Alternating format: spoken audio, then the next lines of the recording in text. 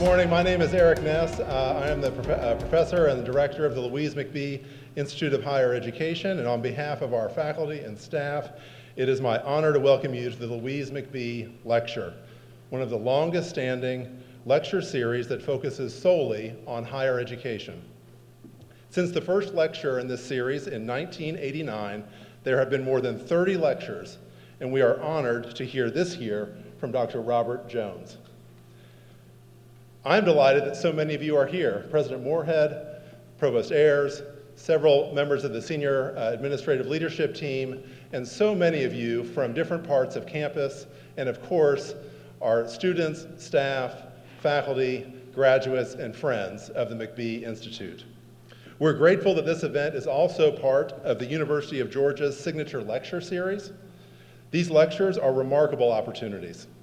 We should not take for granted the opportunity to be in such a historic setting to fulfill one of the mottos of the University of Georgia, to inquire into the nature of things. Another reason why this is so remarkable is the opportunity to remember Louise McBee, a leader and pioneer here at the University of Georgia and beyond. I know that Louise personally influenced the careers and lives of many of you in this room. I also know that many here today only know of Dr. McBee through her legacy and stories. I think that we will all appreciate hearing a bit more about Dr. McBee. Louise McBee was a native of Strawberry Plains, Tennessee, and earned her bachelor's degree from what was then East Tennessee State College, a master's degree from Columbia University, and PhD from the Ohio State University. Dr. McBee's career began as a high school teacher and then as Dean of Women at East Tennessee State College. She arrived here at the University of Georgia in 1963 and for the next 25 years held a series of administrative leadership positions, among them including Dean of Women, Dean of Students, Assistant Vice President for Instruction, Senior Associate Vice President for Academic Affairs, and Acting Vice President for Academic Affairs. Dr. McBee was the first woman to hold a senior leadership, administrative leadership position, and from that position, she mentored many to follow her. Indeed, throughout her career at the University of Georgia, Louise McBee was known for her openness, candor, and integrity, as well as her consummate skill as a university administrator. She retired in 1988 and embraced that phase of her life with vigor, serving in the Georgia General Assembly for 6 terms. As I say this, I can hear Libby Morris say, "And no one dared run against her." Indeed, the Honorable Louise McBee was as well respected as a state representative as she was as a university administrator, evidenced in part by her service as chair of the Higher Education Committee in the House of Representatives. Dr. McBee passed away in 2021, but her lifelong commitment to higher education continues through her transformative bequest, which led to our renaming as the Louise McBee Institute of Higher Education. I can tell you that we are beyond honored to carry her name.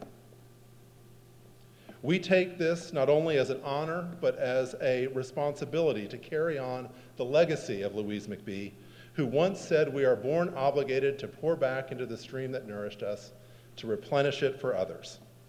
Indeed, one of the many ways that Louise McBee poured back is by establishing this lecture series, which provides us all with the chance to reflect and to be inspired on ways that we may continue to advance higher education. Thank you again for being here today. And now, to introduce this year's speaker, please welcome the 22nd President of the University of Georgia, Jerry W. Moorhead.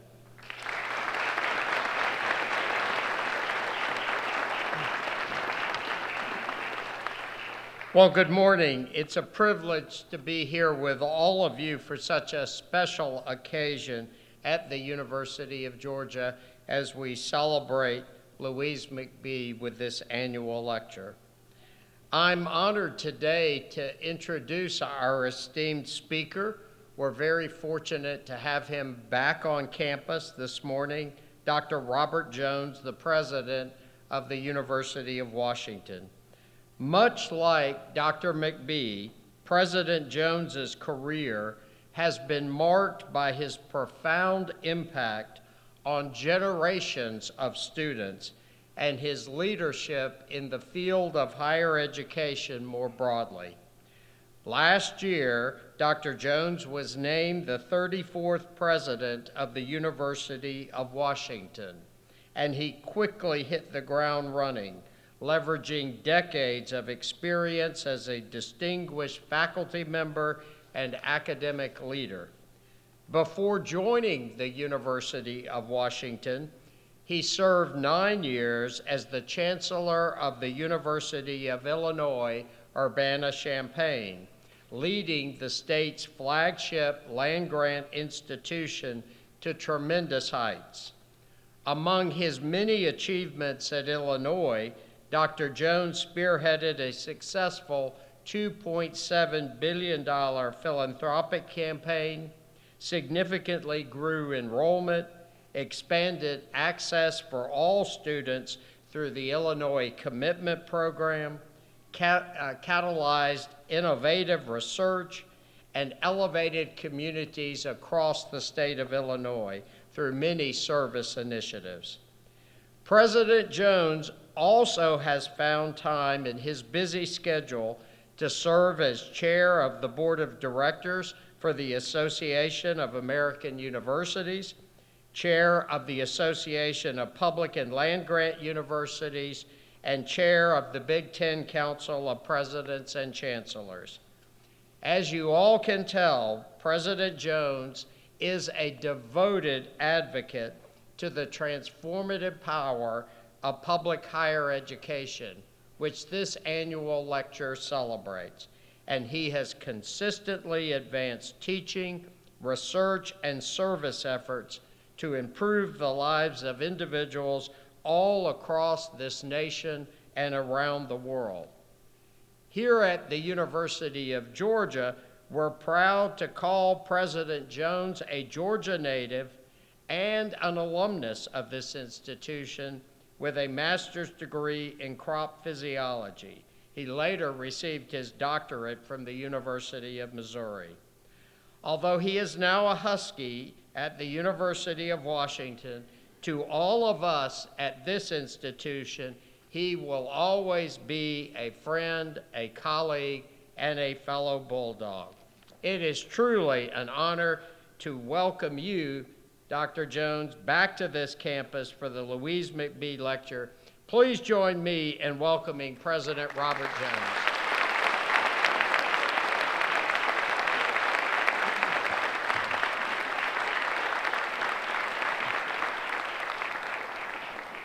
Well, let me start by saying thank you, President Moorhead. It is deeply an honor and pleasure for me to be back here for the second time in the last maybe 3.5 years or so. And before that, it had been more decades than I will share with you since the last time I was on this amazing campus. So I want to start by saying good morning and just acknowledge how grateful I am to be with you and how deeply honored I am to have been invited back home to the University of Georgia and to have this opportunity to interface with the Institute for Higher Education and to deliver this year's Louise McBee Lecture.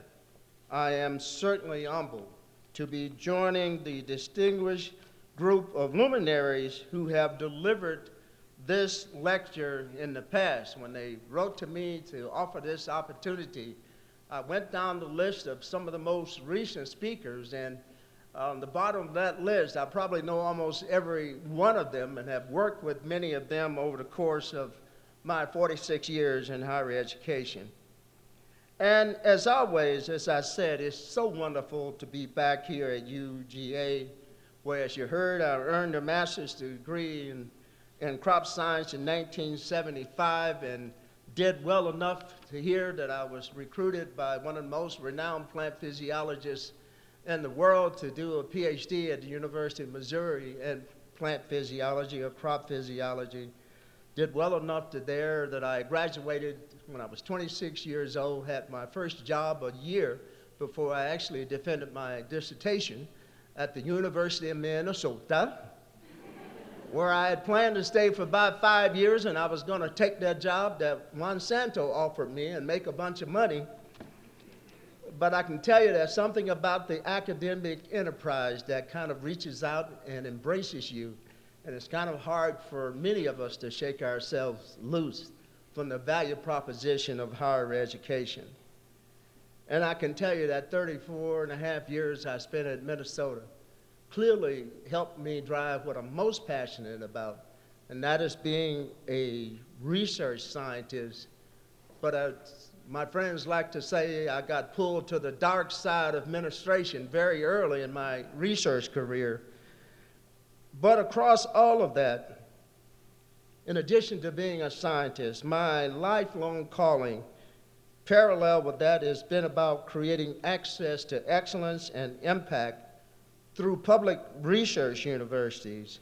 So I feel a great sense of affinity to the pioneering work that Dr. McBee did to advance higher education, particularly during some of the most tumultuous times in higher education's history. And today, at a moment of deep polarization and crisis of faith in public institutions, including public higher education, I believe, and I hope you would agree, that Dr. McBee's legacy of equality, collaboration, holistic leadership, and deeply relevant, perhaps now, more so than any point in our history. And it continues to stand as a model that should inspire all of us who care so deeply about the reason that we exist, who care deeply about our students, and the higher education institution that prepares them for lives and careers of purpose. Just want to remind you folks that that's what we do, and that's why we do it. Like Dr. McBee, we are once again, I believe, in a very tumultuous time as higher education educators and public servants. Since our time, however, I hope you would agree that universities like this one and others across the nation, that the world that we've inhabited has significantly and dramatically changed.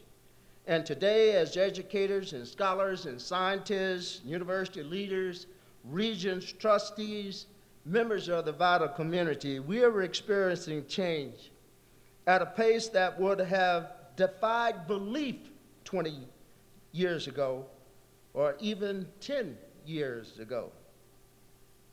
I think that a diminishing trust in higher education and institutions in general has collided with the acceleration of technological changes and rapid evolving cultural norms. The results of this dynamic interplay is that universities must, if you don't remember anything else that I said, even if you don't remember the details, I'm here to tell you that universities must undertake the difficult work, but the essential work of changing to better meet the needs of our students, to meet the needs of communities that they are built to serve. And we must do so if we are to do what I think is critically important to do, and that is to retain what my friends at McKinsey and others refer to as the social license to teach, to innovate, and to promote the public good. That is why we exist, particularly how we exist as public and particularly as land-grant universities. But first, I want to share with you a quote that from my perspective, and I hope you agree to, that it encapsulates the current moment. And it reads as I quote, "We today are probably living in one of the eras of the greatest rapidity of change in the history of human institutions. New tools and techniques are being developed with stupendous celerity, while in the wake of these technological developments, increasingly frequent and strong cultural waves sweep over us from without, drenching us with the material and the non-material habits of other centers. Now, in many ways, you might assume that this is a quote from a most recent issue of the New York Times or the Chronicle of Higher Education, but it's not.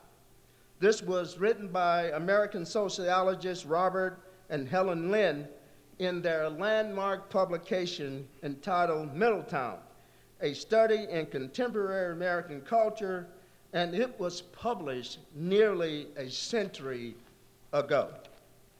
So I shared that quote in particular to remind us all that our nation and our society have undergone eras of rapid change before, and we will do so again and again and again. And as members of the Academy, we have the opportunity, but not just the opportunity, I believe we have the obligation to help our students and our communities thrive in response to this changing world that's all around us. It is critically important to the resilience of the U.S. higher education system as the best in the world. Today's students will enter, however, higher education and ultimately a labor market in which AI and other emerging technologies play an inescapable role. They are inheriting a political polarized society in which credible information is frequently obscured with misinformation, while democratic norms are being upended, and where a U.S. majority of our citizens are adults across political spectrums say that Democrats and Republican leaders cannot even agree on the basic facts. Indeed, the rejection of empiricism mirrors the erosion of public confidence in higher education. For example, surveys conducted by Gallup shows that the percentage of Americans who have a great deal or quite a lot of confidence in colleges and universities has fallen by 15 percentage points, from 57% in 2015 to just 42% in 2025. Folks, these are the facts. We cannot ignore these trends. Alongside this decline in trust, Americans are also expressing unprecedented level of skepticism about the value and the importance of a college degree. Gallup poll shows that a steep drop in the percentage of Americans who believe that a four-year degree is very important to producing educated people prepared for rewarding careers. It is important to note that this decline is happening across all demographic groups and age ranges, including those who have historically expressed unwavering support for higher education. However, the steepest drop-off in coincidence has occurred over the last 15 years among people who identify as either Republicans or independents, reflecting the growing polarization across political spectrums that is by now familiar in all aspects of civic life. The U.S. higher education system is clearly headed in the wrong direction. Taking together the decline in trust and growing devaluation of what research universities provide to students, and also critically important, provide to the public, is leading to an overall weakening in the perception of American higher education and the social license to operate that the sector has enjoyed for nearly 85 years and counting. according to a Pew Research Center poll conducted in September of 2025. 7, and I repeat, 7 out of 10 Americans believe that the U.S. higher education is going in the wrong direction. Folks, that is very unsettling to me, and I hope it's unsettling to you as well. So the fundamental question is, what is driving this trend? And I want to acknowledge there are several key factors. Far too many factors for me to cover in any kind of detail here today, but time will not allow me to address them all, but there are few that I would like to highlight. I think we have to remind ourselves that first among these factors is the deep public concern over the rising cost of tuition, but also the associated rising cost in student debt. According to the Federal Reserve, that the total outstanding student loan debt in the United States has surpassed $1.8 trillion, with an average balance of nearly $40,000 owed by 42.8 million students borrowers. And to give you a context of what that means, that's about 1/6 of the U.S. population. So too many Americans feel that a college education is financially out of reach, or at least is a poor investment, not only for themselves, but for their children and perhaps their children as well. There's also the perception that universities are elitist, ivory towers, that are inhospitable to conservative viewpoints, and that they become crucible of liberal bias. And that's kind of a difficult topic to have in the academy these days, but I think Jerry would agree we have to have it. We have to have a conversation about that if we are going to move forward as higher education institutions and to restore the public trust. The heated debates over free speech, ideological and orthodoxy, and the role of diversity and inclusion in efforts that fuel a narrative that universities are more interested in pushing a particular agenda than in serving the broad public good that they were designed to serve, and in offering a free exchange of ideas, which is the fundamental purpose of the academy.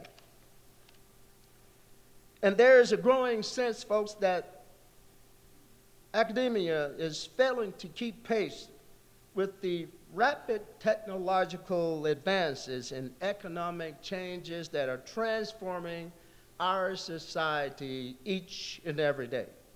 The rise in automation, the growth of AI, and the shifting demands of a global economy and connected society, technologically driven workforce demands have left many questioning the economic value and adaptability of our traditional four-year degree. I believe that these factors combined are totally, in many ways, for many people, starting to change what it means to be an educated person, not only today, but way into the future as well.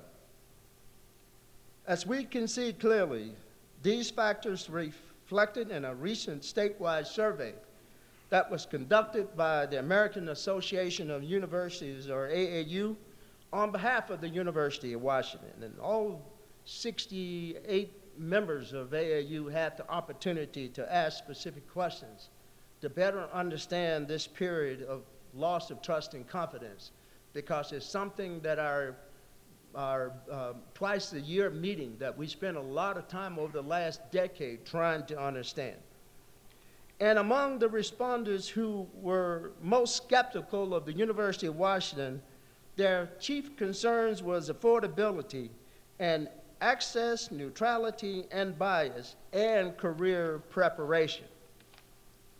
But if you want to earn the trust of the public, I believe that we must begin to address the concerns head-on as we adapt to the very changing landscape and the pressing needs of our society and the pressing needs of our community. So I think as public university as a president of a public university for more than 2 decades now, and as a first-generation college student, graduating myself and trying to navigate my way through the issue of access and affordability, education for every student has been kind of the cornerstone of how I've led not only at Minnesota, at University of Albany in New York, but at Illinois, and now at the University of Washington. So since becoming the president of the University of Washington about 6.5 months ago, my top priority has been to address those fundamental factors that contribute to a loss in public trust by creating structures that would enable, and I have to emphasize this word, we are creating a process to enable every resident undergraduate student to graduate in 4 years debt-free. And I have to emphasize that because some people swear that they heard me say that I would be delivering a debt-free education to every student from the state of Washington. And I want to emphasize, we want to create a structure that would enable every resident of the state of Washington to graduate debt-free. We can't mandate it, but we have an absolute commitment to doing that. And I'd just like to say that at UW already has a good track record in this regard, because it is not a big impossibility, and particularly members of the legislature kind of look at me kind of odd when I remind them of this as I talk about this debt-free education. Last year, 71% of the undergraduate students graduated from University of Washington with 0 debt. 71%. Can you imagine what it's going to mean to families if we can move to 75, to 80, to 85? I think we can get to the low 90s. Can we get to 100%? Not much in life is 100%. But I can tell you fundamentally that our nation can do better than what we're doing in this regard. And I will challenge us to close the gap for residents of undergraduate students at public colleges and universities. And I know enough about how that's been addressed in this state through the Hope Scholarship and other ways that you have a great program here, and we're trying to find our own path to do a better job of providing a debt-free education. And the other thing I have to do when I talk about this particular commitment, I want to also note that I said debt-free, I didn't say free. And I also would like to say, I want to emphasize that that is dependent upon a 4-year degree, not a 4-year graduation rate, not a 5, not a 6-year graduation rate. Because I fundamentally believe that I get a little irritated when my staff consistently talk about 6-year graduation rates when they know all I want to hear about is the 4-year graduation rate, because we know that the return on the investment for a 4-year degree is very high. It's over 12%. But for every year that you take longer than 4 years, that return on the investment at the 6-year rate goes down to less than 7%. For every year you take beyond the 4 years to complete a bachelor's degree, it increases costs and it delays entry into the workforce. And that's why we need to emphasize supporting students to complete their undergraduate work in 4 years, and to do so as a responsibility of public universities, where state support and most of our universities, still if it's not at the level that it used to be, still allows us to offer relatively affordable state tuition and provides the financial aid to the middle class and lower income students. is a very critical investment in the state's future, and I believe the economic vitality of our nation. But why is a debt-free education so important? And given that college graduates are likely to earn more to offset their student debt over their lifetime earnings. But for many students, I remind you, especially those from low socioeconomic backgrounds and first-generation students and communities of color, the prospects of educational debt is a barrier to many even applying to college in the first place. One of the things, Jerry, I hope you would agree that we need to start to think about this issue of sticker price and how that sticker price actually gets translated into the notion that a college degree is out of reach for far too many of our students. It prevents far too many people from even applying to college.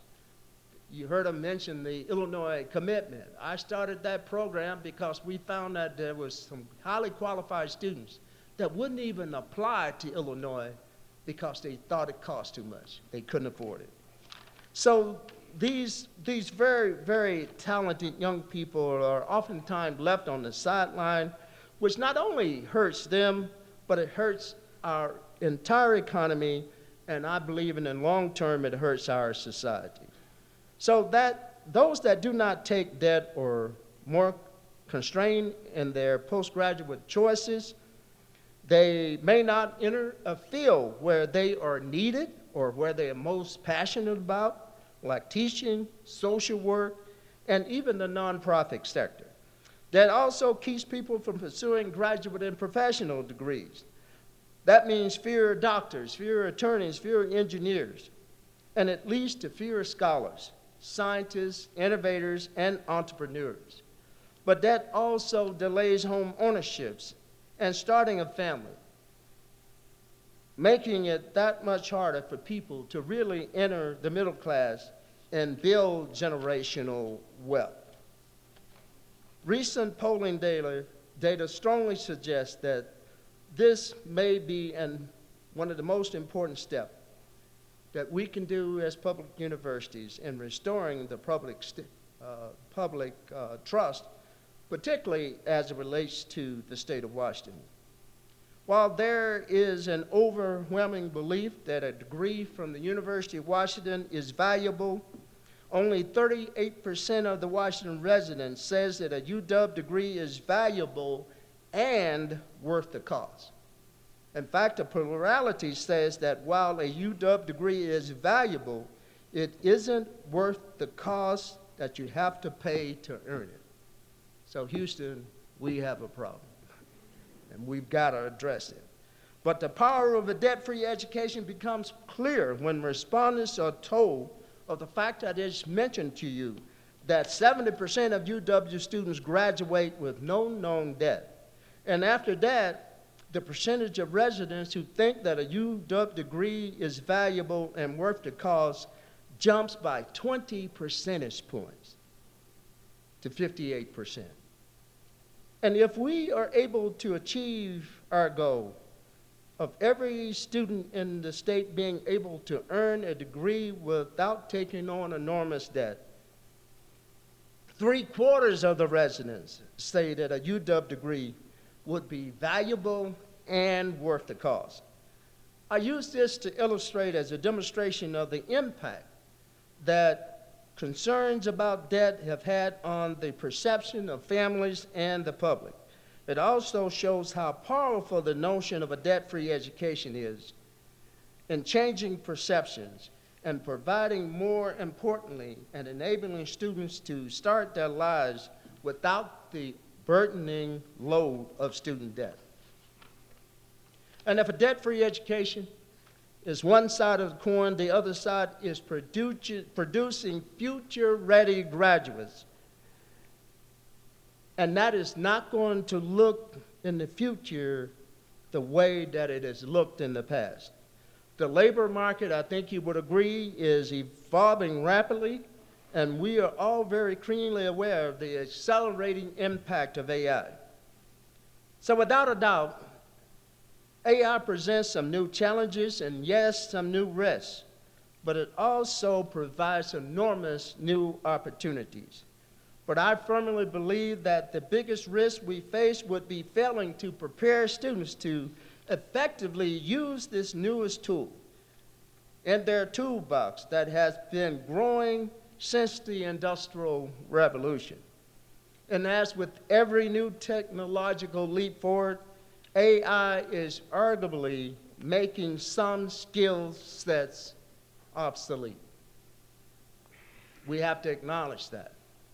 And as Professor Emeritus Ed Lazowska of the UW's Allen School of Computer Science and Engineering acknowledged in a recent article, software coding as a career is dead.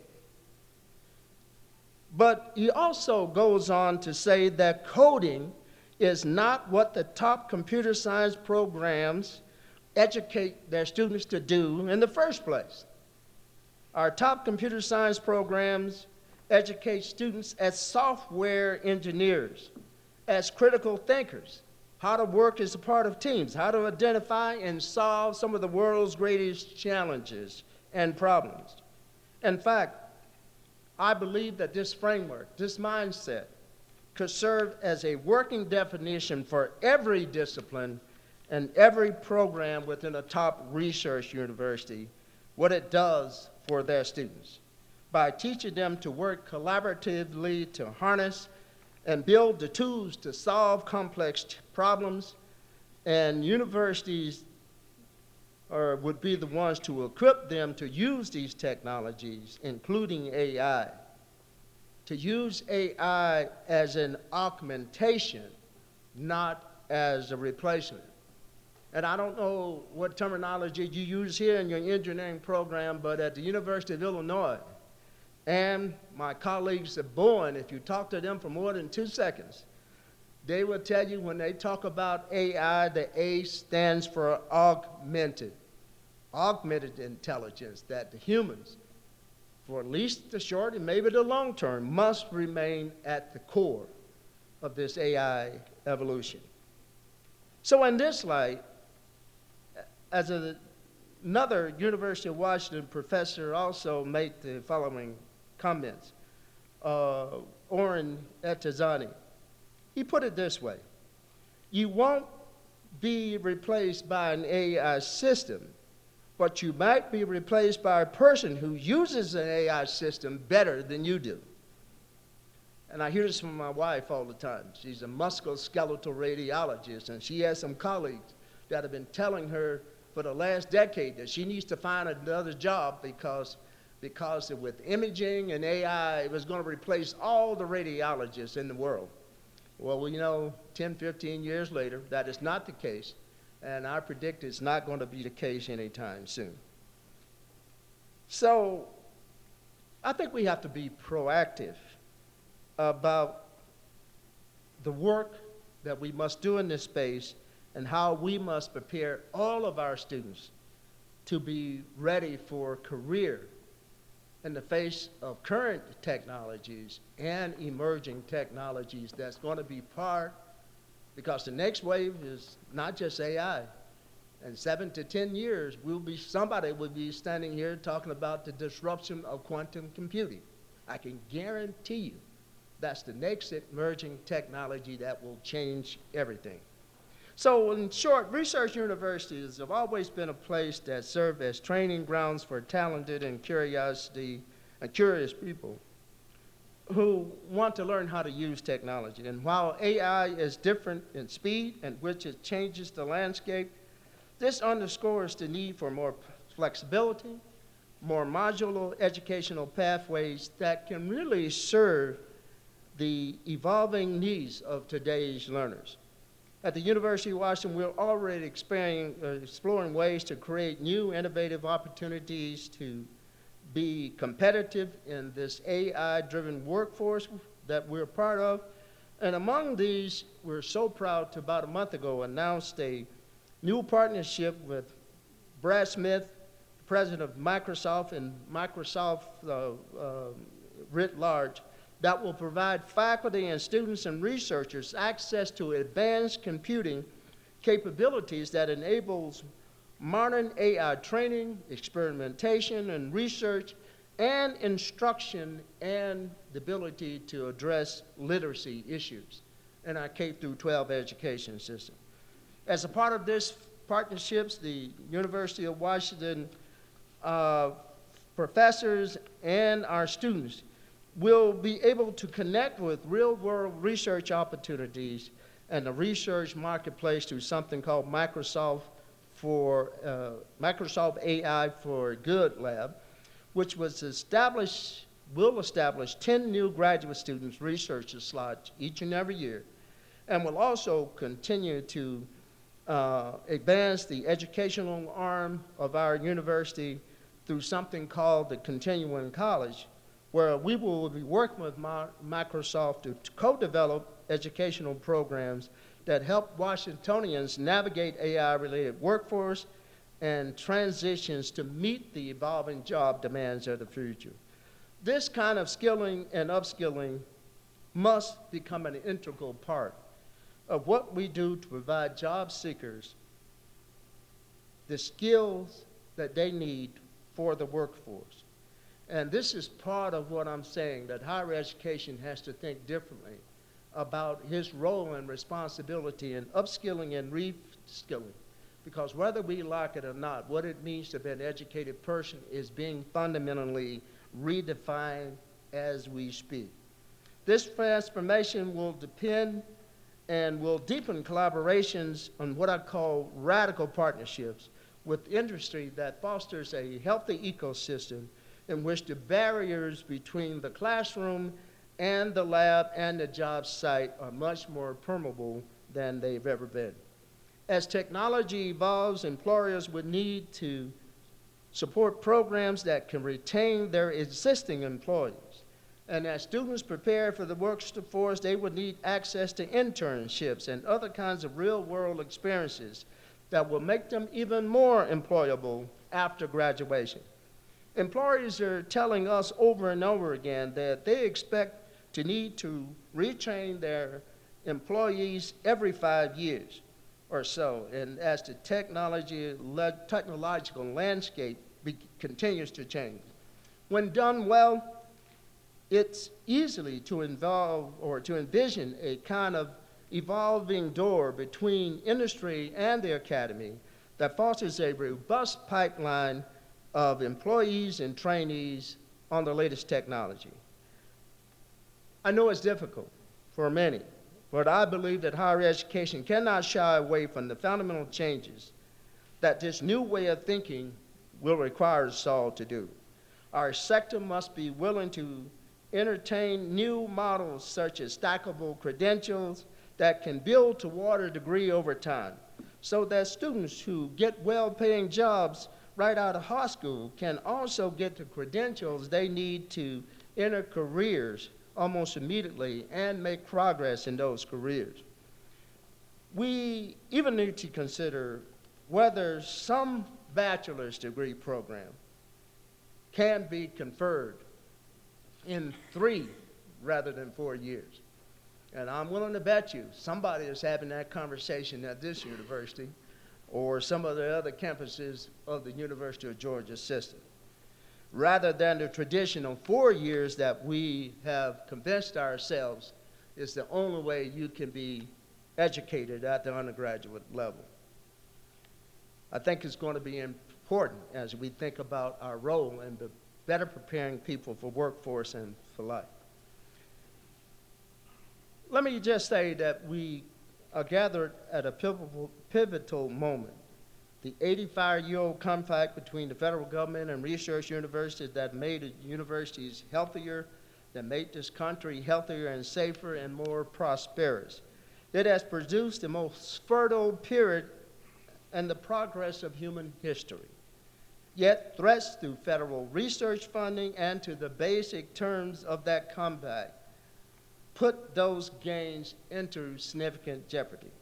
And while it has been heartening to see policymakers on both sides of the aisle basically come together to preserve much of the federal funding that fuels American competitiveness, there are many, many challenges that lie ahead. Cuts to federal financing through long borrowing caps, the elimination of the Grad Plus loans, as well as policies that have driven away international students. And the amount amounts to, in many cases, self-inflicted wounds that we cannot afford. Delayed in issuing research grants threaten critical research into cancer, Alzheimer's, and other conditions that we need solutions to. These and other actions have already done damage to our nation's health and prosperity, and that damage can grow even larger. At the same time as our allies and our adversaries seek to take our place in the world as leading research universities for research and innovation. Higher education and industry, I believe, must jointly advocate across the political spectrum for the policies that have made universities in the U.S. the envy of the rest of the world for decades. And we must acknowledge and address these areas where institutions have lost their way, such as the declining issue of value versus the relevance of a university degree. That's an absolute requirement in regaining public trust. But at the same time, when faith in all manner of institutions and governments and businesses declining, we have work to do. We have a lot of work to do that will help us repair and strengthen what I call the overall civic health of our society. University of Washington, like many public universities, is driven by its mission to serve the public good. Over 165 years of its history, we've been innovative in helping remind ourselves that serving the public good is part of what we do as a public university. Today, it is indisputable that civic health is deteriorating rapidly, and that the public good would be well served by an effort to restore civic trust and the values that we think are important. Research universities are perfectly positioned to support these efforts and to provide the educational context and cultivates the habits of civic inquiry, information literacy, social responsibility. We also contribute research and scholarship that makes clear, very clear, I hope, the credibility of the importance of university and speaking truth to power and finding solutions to complex problems. So as large public institutions, research universities must continue to convene around this notion of public and civic health, and that we must continue to do the work that's absolutely critical in that regard. We have some projects that are supported at the interface of our Evans School of Public Policy that is designed to help us advance in doing this work and to foster the interdisciplinary cross-sectional support that is necessary for us to regain the public trust by doing work that is important to communities, not just focusing on the academic interests of our faculty. So I began this talk by sharing a quote about the speed and scale of change that Americans were experiencing 100 years ago. I want to close with a reflection on another historical period that revolutionized the mission of American higher education, and one that I am deeply committed to. It's kind of ironic that here at as I tell people, this at UW is not my first rodeo, but it will be my last rodeo. And as you heard from my introduction, and I remind people at University of Washington, you won't find a guy, and maybe they say, well, why did we hire you? You didn't come out of the public university sector. I have 3 degrees from 3 different land-grant universities. I have worked at 2 land-grant universities. The only place that I haven't been part of a land-grant system is the 4 years at Albany and the 6.5 months at University of Washington. So the creation of the land-grant system, I think, radically demonstrates American higher education that was created through the Morrill Act in 1862 and 1890. And it did not just create greater capacity and geographic proximity for students, it basically provided a more inclusive vision for higher education. And I think public land-grant colleges is a good example of how universities open the doors for people from diverse backgrounds and empowered them to apply their knowledge and their skill and their compassion to change the world. They became engines of innovation, driving advances in field from agriculture to engineering to the natural sciences, et cetera, et cetera. And I just want to close by saying, just as the land-grant university responded to rapid changes to our economy and our society in the 19th century, all of public higher education, and I would go so far as to say it's private education, universities must stand up to meet the challenges of the 21st century. This will require us to be balanced some of our traditional academic pursuits with a renewed commitment to serve the public good. And I can tell you folks, there is nothing that I believe is more critically important at this juncture. I can tell you it will not be easy, but it's absolutely necessary. By affirming our commitment to serve the public good and fostering meaningful partnership and continually working to evolve to meet the demands of society. Once again, I believe our research university can secure and advance their roles as beacons of opportunity and prosperity for all of society. Just want to end by saying thank you for allowing me to be with you today, and I'm deeply humbled to be back here at a place that has put me on the path for whatever I've been able to do across 46 years of higher education. And I just want to say thanks to the entire University of Georgia. Thank you for the role that you played in helping the son of sharecroppers from southwestern Georgia do something that many people find impossible. And I've said to audiences and time again, as you look at the metrics and the benchmarks of me growing up in the Jim Crow South, for many reasons, I am not supposed to be here. But I am here, and I have a deep sense of commitment to continue to give of my time and my talent and energy to make things better for the next generation and the next generation of students that aspire to be educated in one of our fine universities. Thank you very much. My great honor being here.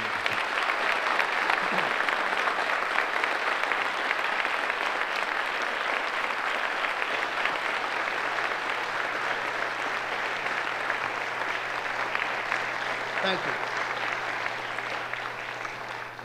It's my understanding, if I didn't pontificate too long, that may be time for a few questions. All right, who has a question?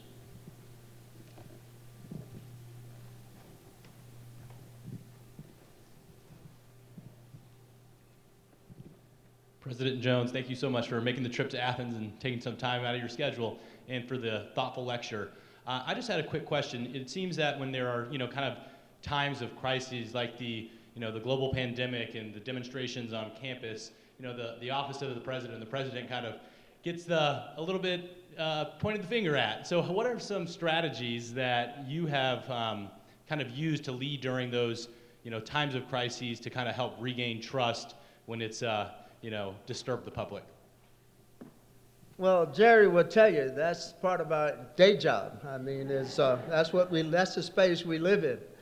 But it's been my experience that in a time of crisis, it's too late to develop relationships and try to build an environment of trust.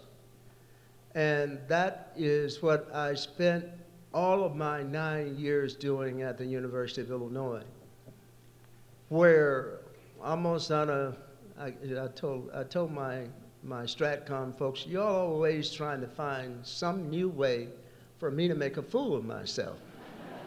But I said, you know, if it makes one student feel a greater sense of belonging and a sense of place to this university, I will do it as many times as necessary. And that historical context of being approachable as a university leader served me extremely well during the encampment, because I knew the students that were frontline protesters, and we had vehement disagreement, but they were willing to sit in the room and talk to me when they wouldn't talk to anyone else. And it was so funny the first meetings or so, because, you know, they were carrying over wearing that mask. And then when I started calling them by names, the mask slowly started dropping, like, okay, I guess that's not going to work. But I'm saying all this to say this, that particularly at this point in our society, we have to make sure that our students feel a strong sense of connection to place. And I think it's incumbent upon us as faculty and as staff to make these students feel comfortable and a sense of belonging to our university, regardless of where they come from in life, how they identify. That's our core responsibility. So then when crisis hit, when crisis of confidence, when discussions about AI in the classroom, I'm sure you're having that debate at this university now, based on the respect that you've garnered with people across the governance system, gives you a platform in which you can share the value proposition of why it's important that we can disagree, but we've got to find common ground to agree upon for the benefit of the future generations of students that will enroll at our universities.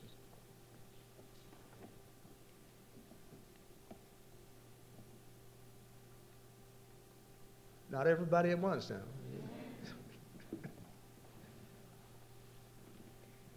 Hey, Dr. Jones. Thanks Hi. again for your speech today. This was great to be a part of. I wanted to dig into what you called radical partnerships, thinking about the synergy between the classroom and the lab and those job experiences. What do these radical partnerships look like at their best? If you can give us an example of something you've observed that's worked really well, I'd love to hear it. Well, let me say I have to revert back to my 9 years at Illinois to give you the best examples. And it's easier to do in some ways, but yet more complicated up in Seattle. Because unlike many universities, I've been reminding people across the 165 years of that university, we have the benefit of what I call proximity. We're probably the only university I can think of in the country that can honestly say they're within a 7 to 9 mile radius of more than a dozen top-of-the-mind Fortune 500 companies who've invested historically. If you add it all up, it's billions of dollars. And many of those institutions will tell you unequivocally, Amazon started out in Albuquerque. They moved to Seattle because of the University of Washington. And I'm sure you go up to Minnesota, the folks at IBM, not IBM, the 3M, and used to be an old company called Control Data that started there, as well as Cargill, et cetera, will tell you that they've advanced because of the presence of a world-class research university. At Illinois, it was geographically more challenging to develop some of these radical collaboration because although the University of Illinois is the largest university, as President Moorhead said, in the state of Illinois, we also have world-class faculty, 34 Nobel laureates. So we had some of the best and the brightest faculty in the world. And there was these two places up in this place called Chicago who took great pleasure of stealing our best and the brightest whenever they could. And financially, you can't compete based on the dollar amount. And what kept a good percentage of the world-class faculty at Illinois, because everybody in the state of Illinois knows that you won't find a better academic institution. So to make this answer a little shorter, it was about 6, 7 years ago. This is a good example of what I'm talking about, radical collaboration. While historically, Illinois had always competed with Northwestern and Chicago for the best and brightest. Bob Zimmer, the then president of the University of Chicago, approached me after one of those AAU meetings when I was the chair of the board and said, Robert, when we get back to Illinois, I need to talk to you about something. I said, okay, Bob, give him a call. So he calls up the next morning and wanted to have a conversation. And the conversation went something like this. I need you to partner with me to go to the state, go to the governor, and ask for $1 million to launch something called the Chicago Quantum Exchange. He said, because quantum is going to be the next emerging technology. And to just paraphrase what Bob said, you've got the faculty and I have the money. And he was right. They have some great faculty there too, but in terms of the number of quantum physicists, you won't find a place that has more quantum physicists per capita than the University of Illinois.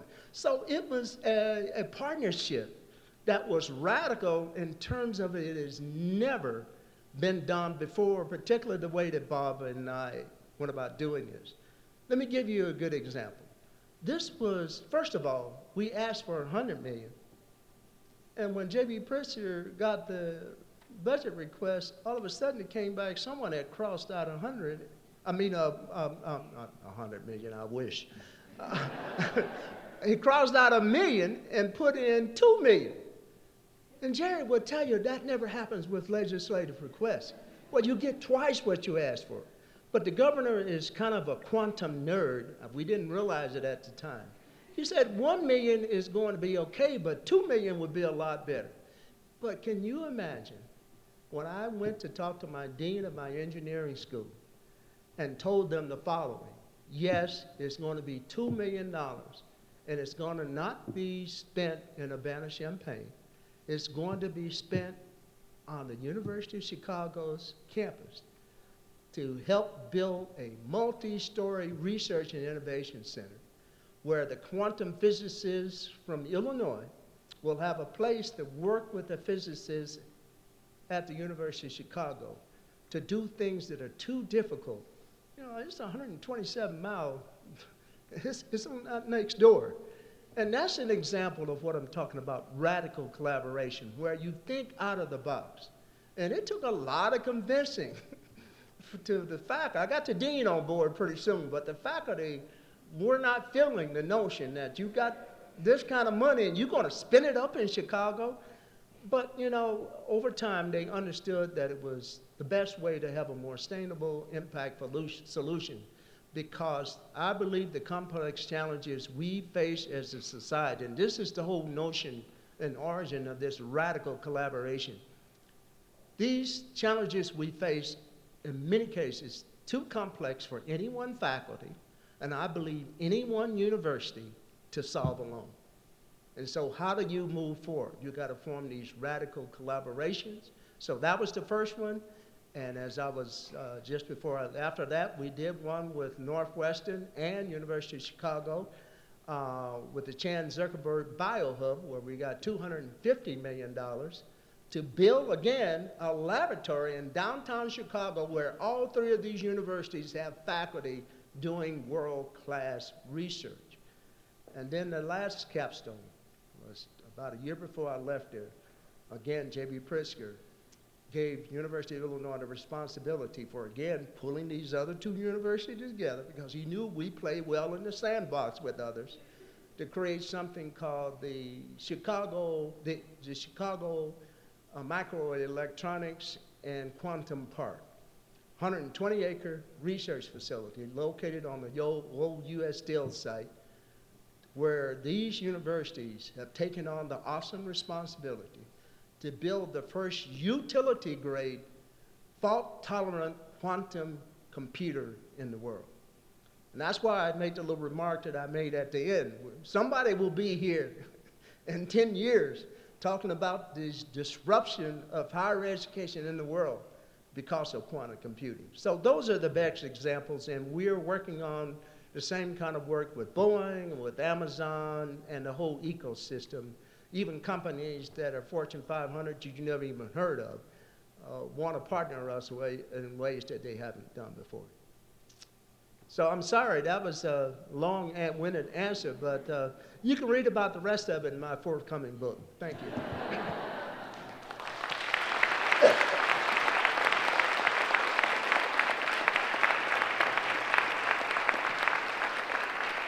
Thank you again, Dr. Jones, for being with us today on Ways to Build Public Trust. Thank you all for being here. It's so great to have such a stimulating conversation, and thank you for setting the stage for us. Thank you.